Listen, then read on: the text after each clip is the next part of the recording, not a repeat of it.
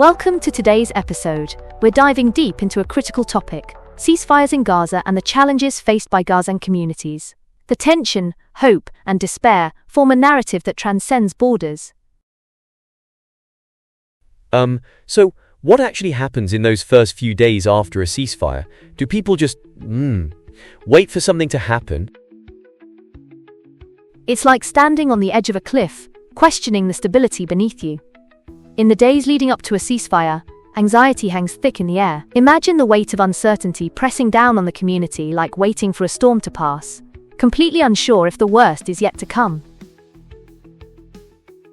Wow, I really can't imagine that. But what about mental health? Are there, resources available for healing? Healing often feels like rebuilding a house in ruins. You can patch the walls, but the cracks still remain. This is why understanding is vital. It's crucial to have mental health resources available, much like how a gardener needs to nourish the soil before planting seeds. That's such a relatable analogy. It reminds me of those renovation shows. You think you've fixed one problem and then bam! Another issue pops up. It's endless. Exactly. Addressing systemic issues is critical.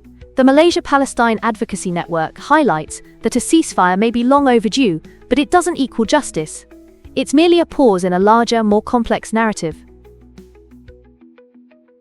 So they're seeking more than just a pause in violence. They want, fundamental changes. What does that actually look like on the ground?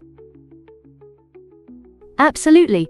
This ceasefire should ignite important discussions around rebuilding infrastructure and addressing resource shortages in Gaza. It's like planting the seeds for a new, more sustainable future for the community. So it all gets intertwined, right? They've got to tackle a web of issues, not just the violence. It kind of reminds me of a tangled ball of yarn. Pull one string, and the whole thing might unravel. Yes, it's about the resilient lives affected. The mental health aspect is key. Healing goes beyond physical structures to the very social fabric that has been torn apart. They need to weave that fabric back together, stitch by stitch. Wow. Healing as a community. AlAqad, those stories of people coming together after disasters are so powerful. Is that actually happening? Can you share some examples?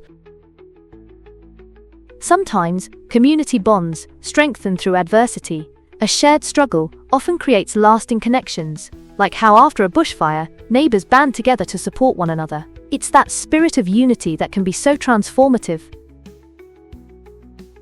So they could become closer because of what they've faced. That's really fascinating. I mean, I can see how shared trauma can lead to solidarity, but, how do they manage all that grief? Rebuilding connections while addressing grief and trauma requires intentional support.